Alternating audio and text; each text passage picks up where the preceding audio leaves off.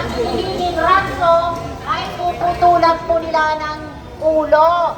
So, nung pumasok po ang Duterte administration, naging tahimik na po ang Bangsamoro Autonomous Region, Muslim Mindanao.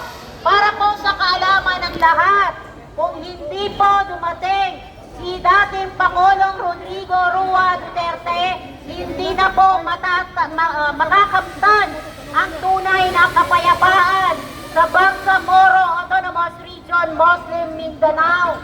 Kaya po sa mga hindi po naniniwala o hindi pa rin tapat na sumusuporta sa dating administrasyon, kayo po ay nagkulang ng pagkakaalam sa mga alituntunin ng mga previous administration. Ang pagkakaalam ko po, Duterte lang po ang tunay ng nagbigay ng kapayapaan sa buong Pilipinas, Luzon, Visayas, Mindanao. Dahil siya lang po talaga ang nagpakita ng tunay na malasakit sa ating mga bawat Pilipino.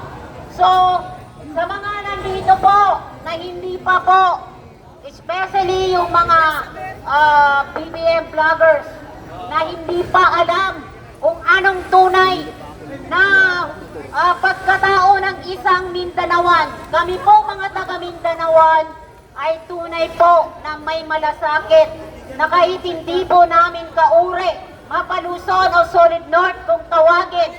Ngayon po, dumadanas po ngayon ang Solid North ng matinding typhoon kung saan makikita na po sa mga social media ang kanilang mga bahay na wala na pong pag-asa para tirahan pa yan.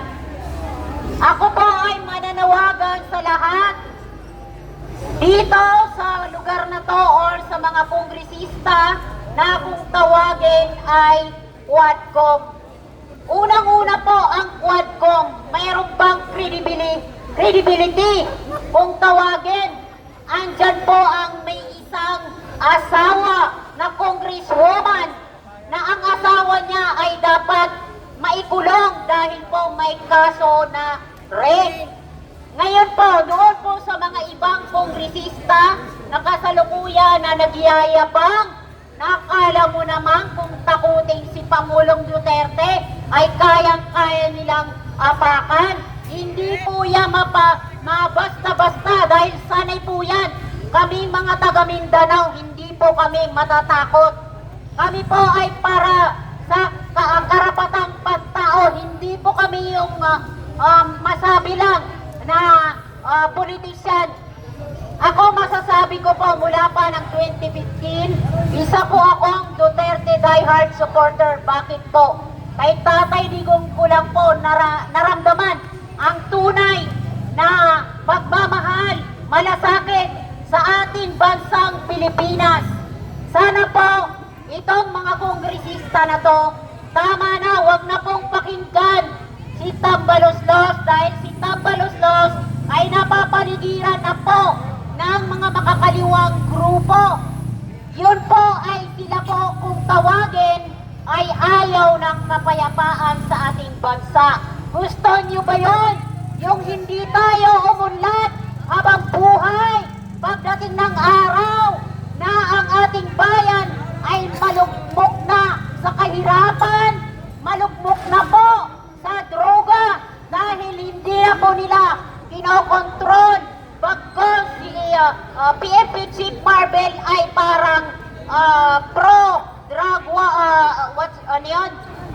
sumasang-ayon po siya ng ang drug ay hindi po masama. Para po sa akin, sa mga nakikita ko, sa aking dalawang mata, ang drug po ang siyang nakakasira sa mga kabataan, sa mga taong mga matitino, nung kapanahunan pa na hindi talamak ang droga. Paano na po ang ating bayan kung patuloy pa po ang paglugmok ng kahirapan, paglugmok ng droga sa ating bansa?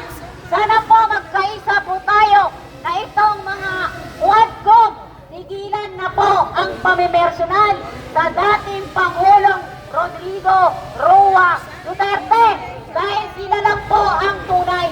Dapat po para hindi po kayo manira sa katulad ni Tatay Digong, dapat inayos nyo yung ang inyong kung tawagin ay serbisyo para sa bayan. Nang sa ganon hindi kayo manira ng katulad ng pamilyang Duterte. Dahil dito lang po natin nakita ang tunay na serbisyo bilang official at kung tawagin ay public servant. So sa lahat po na nandito, nagpapasalamat po tayo, number one, dito po sa nagtawag ng suporta, kung tawagin ay si Tatay Rani at ang mga lahat ng dumalo dito sa pagtitipon na ito para po magpakita na 100% na suporta kay Tatay Digo. Maraming salamat din po sa barangay captain dito sa lugar na to, dito sa Batasan, Quezon City. Maraming salamat po at lalo na po sa mga kapulisan na nagpakita ng kanilang fair na pag-treat sa ating mga dumalo dito sa pagtitipon na ito na nagpapakita ng suporta para kay Tatay Digong. Maraming salamat po sa inyong lahat. Meron pang gusto paglabas. Sige. Magmula sa original. Sige. Meron pang gusto nga sumigaw na OFW, Bahrain. DBS original, kanina pa umiiyak. Sige. Tawagin natin si Ma'am Christina. Yun. Labakan natin. OFW mga kabayan.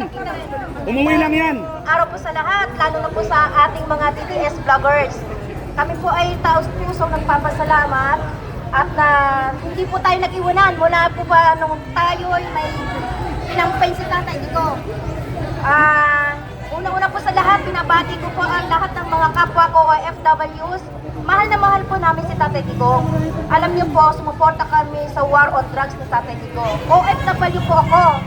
Kung hindi niyo po alam, isa po akong OFW na natulungan ni Tatay Digong dahil po sa 8 years ko na may kaso po na travel ban na hindi ko kasalanan. As in, may asawa po akong Arabo na nakipag-divorce lang po. Pero po, ayaw po akong pauwi ng ating bansa at ayaw ko makipag-iwalay. So, ang tumulong po sa akin, si Tatay Digo.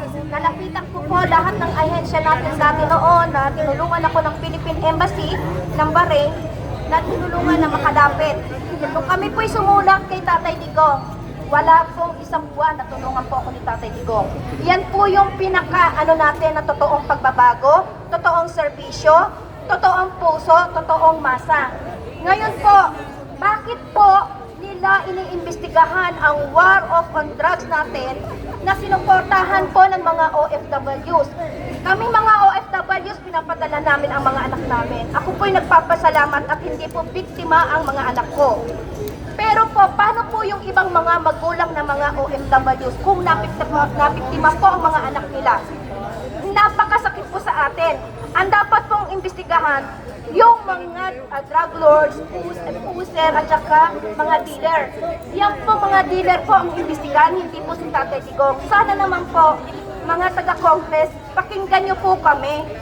Itigil nyo na po yung war on drugs of hearing na yan kasi mas marami po tayong dapat tutukan na mga kagaya ng nasalanta ng bagyo.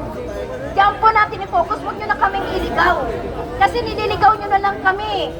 Huwag na tayong mag-politics, ano na yan, strategy na gusto ninyo ang lahat ng taong bayan, maligaw lang sa war on drugs, sirangan ng mga Duterte.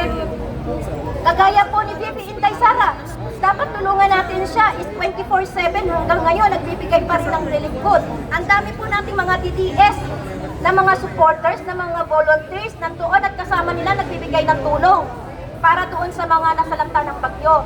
Yung mga namatay doon sa Bicol, nakita nyo ba kung iyon ba ay mga nakuha na sa hukay?